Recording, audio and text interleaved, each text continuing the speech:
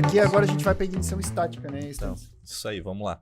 Então a gente veio falando da ignição dinâmica até agora, que era o quê? Ela tinha um acoplamento mecânico com o motor, onde o motor girava e acabava girando aqui o eixo do distribuidor também para fazer essa distribuição da centelha, para saber onde que era a posição do motor. Só que isso daí tudo mudou para o sistema estático, que é o sistema que a gente tem nos veículos de hoje em dia, que ele vai basicamente utilizar o quê? Vai utilizar um sensor de rotação, um sensor de fase para saber onde que está a posição instantânea do motor ali, né? Uhum. A posição e a velocidade desse motor.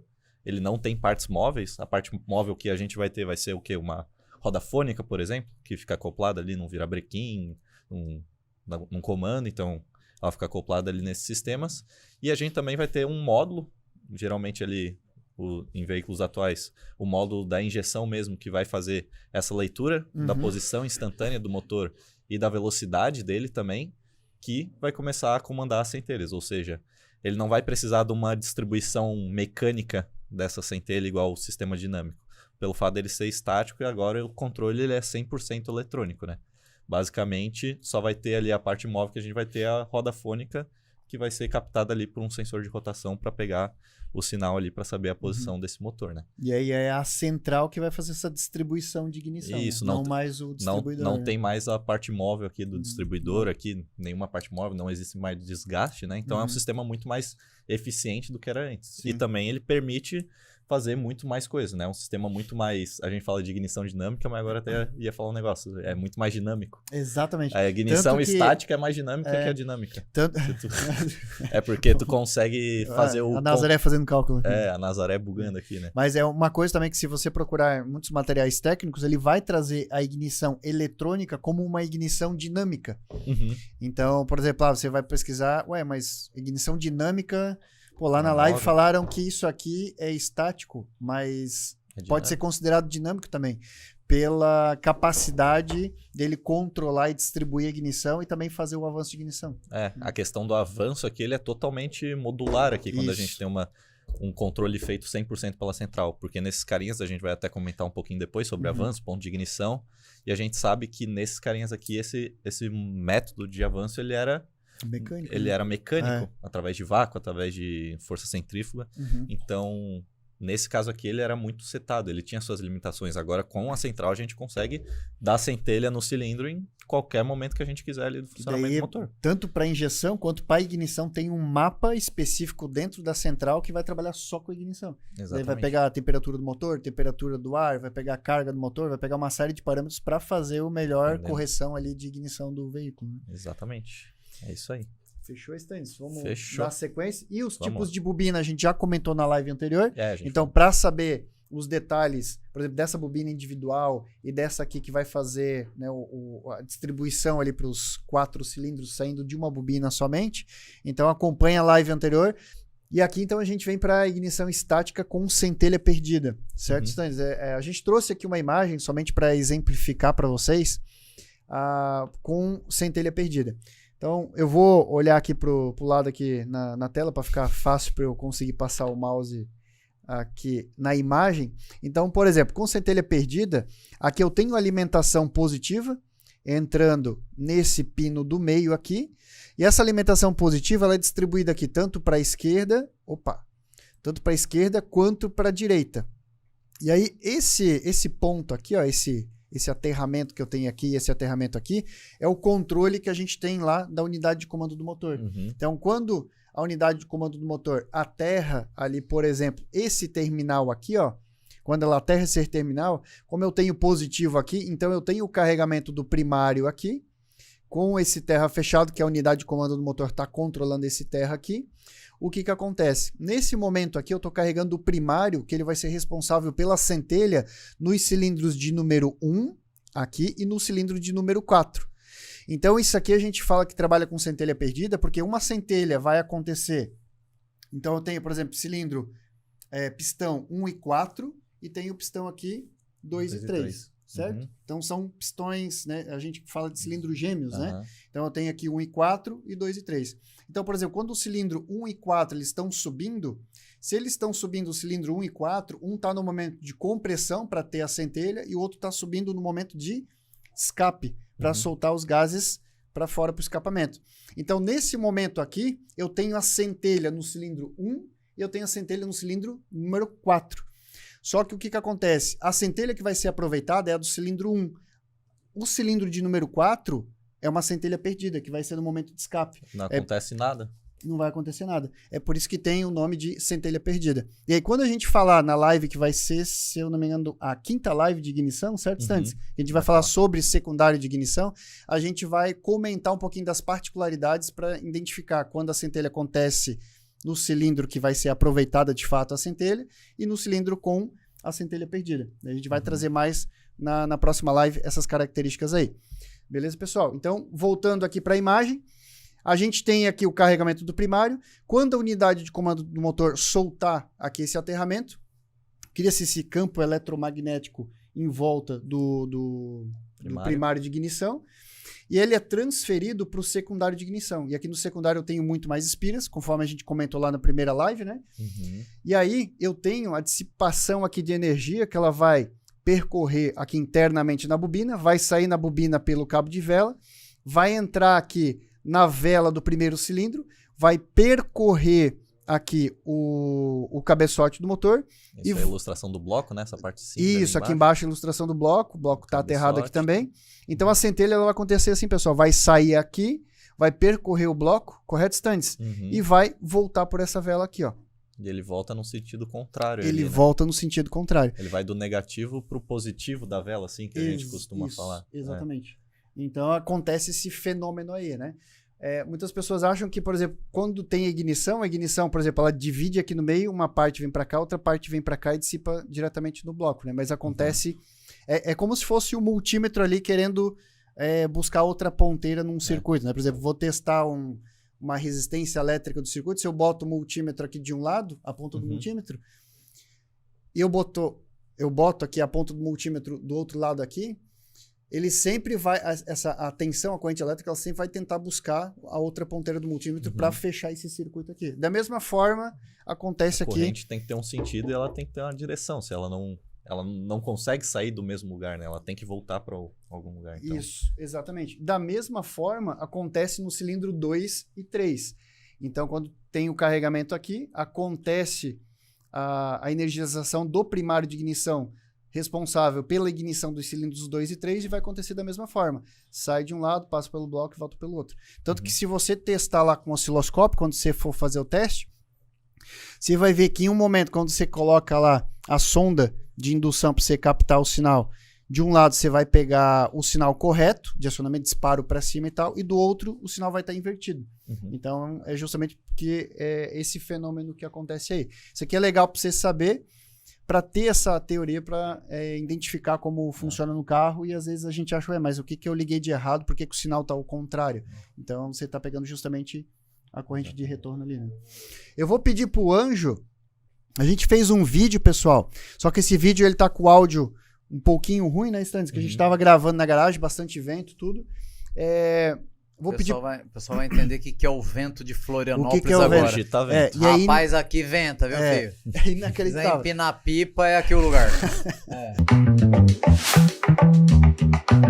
Pessoal, então como a gente estava vendo na live, a gente vai poder visualizar aqui na prática como que é o acionamento do sistema de ignição com centelha perdida de um sistema disso, onde a gente tem o controle do cilindro de número 4 ao mesmo tempo. Porém, um sinal é ao contrário do outro. Vamos dar uma olhadinha aqui para ver como que fica. Estou com a pinça indutiva aqui do osciloscópio. Vou botar a pinça aqui no canal do cilindro de número 1. E a gente pode ver aqui ó, que tem o tempo de carregamento, tensão de disparo e aqui tem a tensão de centelhamento lá, de combustão lá, né, de centelhamento da vela de ignição. Agora, se eu colocar a pinça indutiva no cilindro de número 4, olha só como é que fica aqui agora. Está ao contrário o sinal. Tem o tempo de carregamento, porém a tensão de disparo está ao contrário e também a tensão de centelhamento também está ao contrário. Isso acontece também no cilindro 2 e 3, da mesma forma. Se eu colocar a pinça indutiva no cilindro de número 2, a gente pode ver aqui o tempo de carregamento, a tensão de disparo de centelha e aqui o tempo de centelhamento no formato normal E aqui, quando a gente coloca o cilindro de número 3, a gente pode também ver no formato contrário aqui, o tempo de carregamento, disparo da centelha e aqui o tempo de centelhamento no formato ao contrário ali do que estava no cilindro de número 2. Vamos voltar para lá para a gente dar continuidade aí no assunto. Fechou, pessoal? Então a gente pôde ver ali esse exemplo que a gente estava comentando do sistema de centelha perdida. Ali a gente usou para ser prático ali. Só para mostrar que a corrente tá em sentido diferente. Isso. Ela muda, né? Mas para bom entendedor aí, o que tem de errado naquele sinal ali? Quem já manja de ignição pode já comentar aí. Deixa no chat. Tem alguma coisa, tirando o vento, né? Tirando o vento.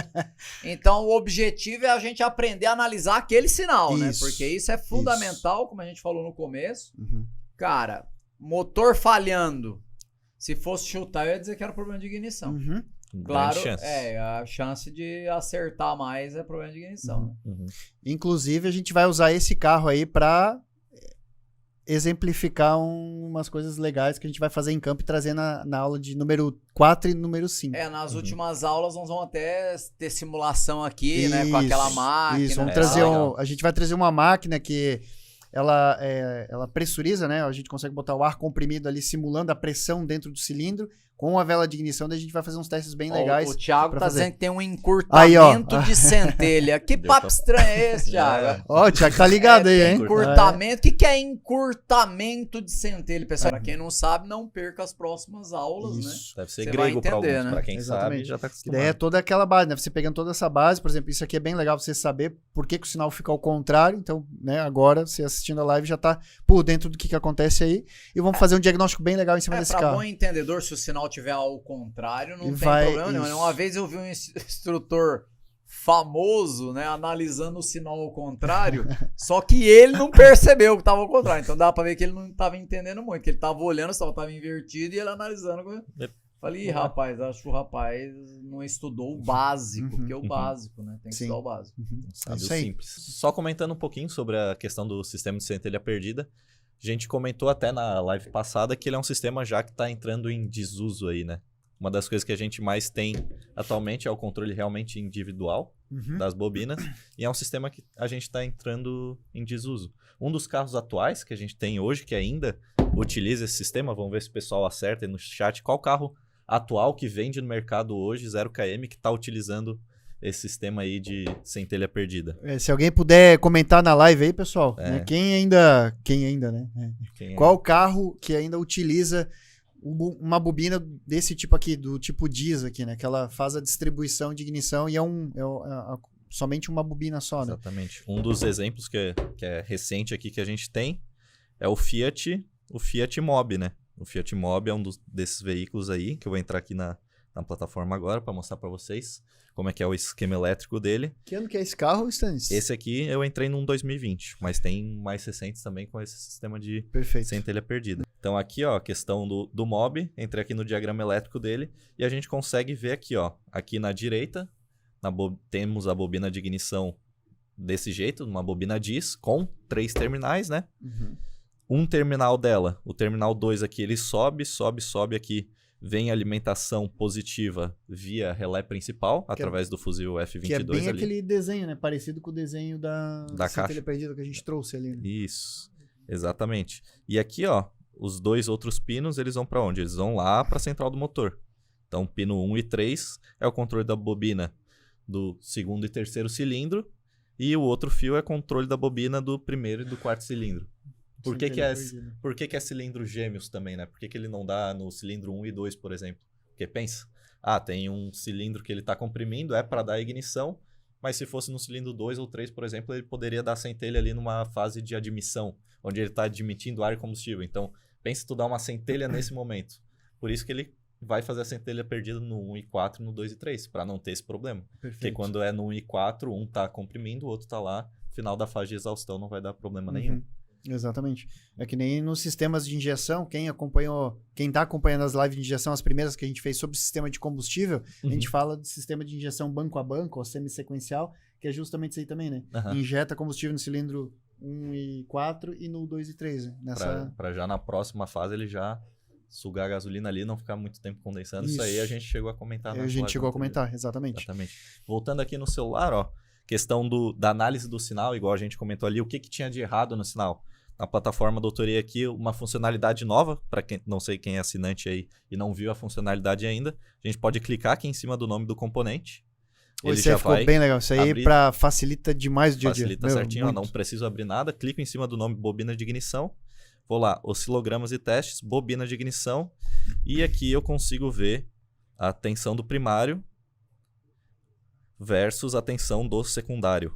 Então, clicando só em cima do nome da bobina de ignição, eu já consigo ver os sinais dela ali e fazer essa análise com o osciloscópio que eu quiser também. E depois, nas próximas lives, a gente vai ensinar como é que a gente faz essa análise, tanto do primário quanto do secundário também. Exatamente. E uma característica que a gente vai reforçar também nas lives, que você precisa ter um banco de dados. Por exemplo, não significa que eu tenho uma centelha de, sei lá, 0,5, 0,6 milissegundos ali, não significa que ela está com encurtamento. Que ela é ruim. É uma característica daquele sistema que trabalha dessa forma. Então, por isso que se você tiver um banco de dados para você fazer essa comparação, ela é fundamental. A análise com o osciloscópio ela é majoritariamente comparativa, né? Tu vai pegar um veículo com um funcionamento 100% correto e comparar com aquele sinal ali. E no caso de sistema de ignição, também é relativamente fácil, né? Porque muito carro tem várias bobinas, né? Vai, né? Então você compara uma com a outra também, né? Claro, e se tiver tudo ruim, lógico, você tem que ter um banco de dados, mas às vezes ali no carro, mas é claro, no dia a dia da oficina aparece cada bizarrice. Bobina com marca paralela também, né? Que quatro bobinas marca barbante, uma pior do que a outra, daí é complicado, claro. Mas, né, supondo num cenário ideal, normalmente, né, um carro que tá com tudo original ali, você consegue fazer uma análise comparativa. Às vezes você mesmo fez o diagnóstico de um carro, fez a troca da bobina, você mesmo coleta aquele sinal de ignição lá e guarda no seu banco de dados ali. Um carro que você pega com bastante frequência, às vezes você deixa lá para você ter essa base comparativa aí também. E além disso, na doutoria a gente tem essa disponibilização de dados, aí, né? Na doutoria tem, né? Sempre o veículo em pleno funcionamento ali, né? Tudo Perfeito. O sistema ok. Isso aí. Exatamente. Fechou, Stannis? Fechou, é isso aí. Podemos avançar aqui então. Vou pedir pro Anjo colocar o slide na tela. E aqui a gente tem daí a ignição estática. Aqui, pessoal, a gente colocou o exemplo. É como se a gente cortasse a bobina no meio aí. Como se a gente cortasse uma bobina aqui no meio. E aqui a gente está exemplificando somente o cilindro 1 e o cilindro 2. Né? E aqui é como se tivesse uma continuação da bobina. A gente só cortou aquela metade da bobina ali só para exemplificar ela aqui. Para ficar mais fácil aqui para a gente conseguir mostrar, tá? Nesse caso, a gente pode ver que aqui tem o positivo descendo. Aqui, se eu tiver o aterramento aqui pela unidade de comando do motor, então eu tenho o carregamento desse primário de ignição aqui. E quando ele soltar o aterramento aqui, ele vai dissipar essa energia aqui para o secundário de ignição. Só que olha só, tá vendo que aqui ele é aterrado?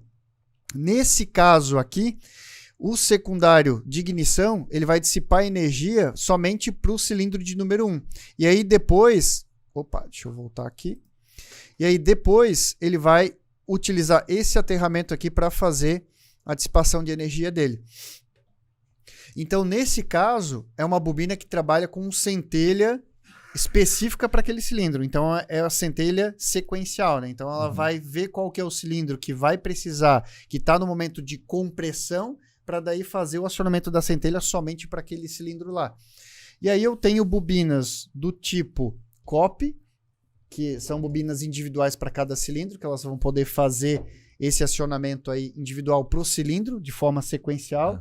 Ou eu ainda tenho alguns modelos de bobina DIS, como essa daqui, que faz o centelhamento também de forma sequencial aqui na saída da bobina, né? Então eu tenho da central, são 4 fios, por exemplo, um carro 4 cilindros, são 4 fios que fazem o acionamento individual de cada primário dentro aqui da bobina de ignição para fazer a centelha de forma sequencial exatamente no cilindro que está no momento de compressão. A gente consegue ver quando é centelha individual, centelha perdida, muito analisando o diagrama elétrico. Isso. O diagrama elétrico basicamente já vai falar para a gente qual que é o tipo de sistema que usa ali, né?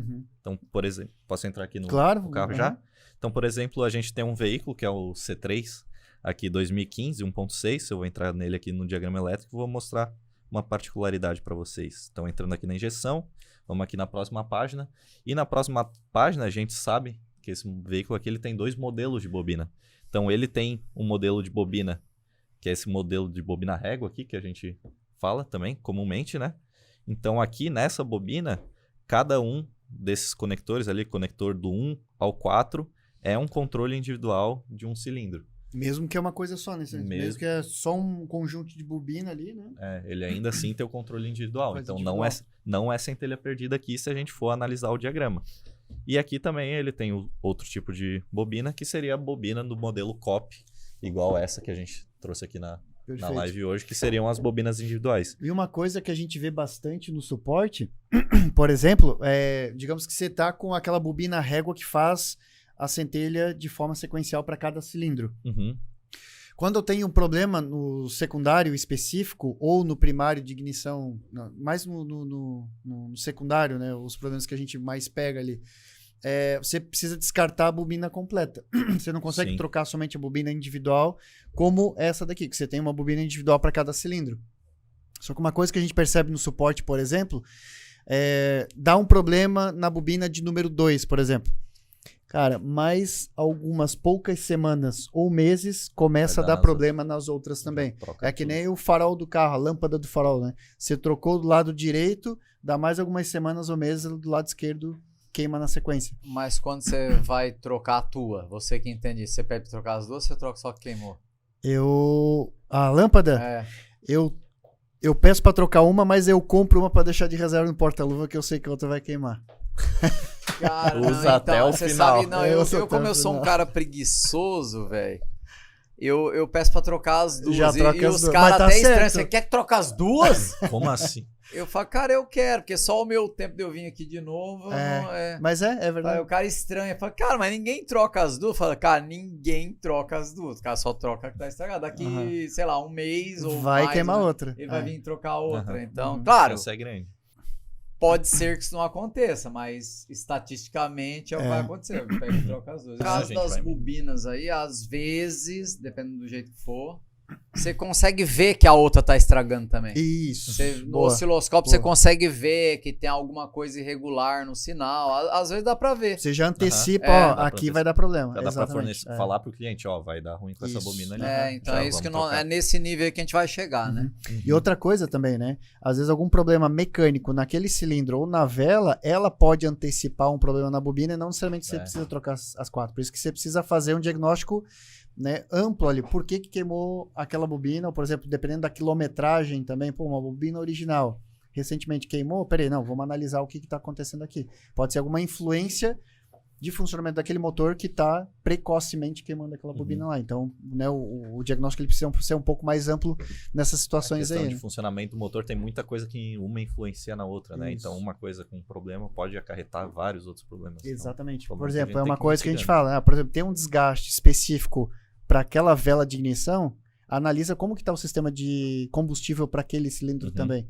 Às vezes a central não necessariamente contou uma falha de cilindro para aquele cilindro lá, mas você pode ter, às vezes, algum problema de injeção naquele cilindro específico.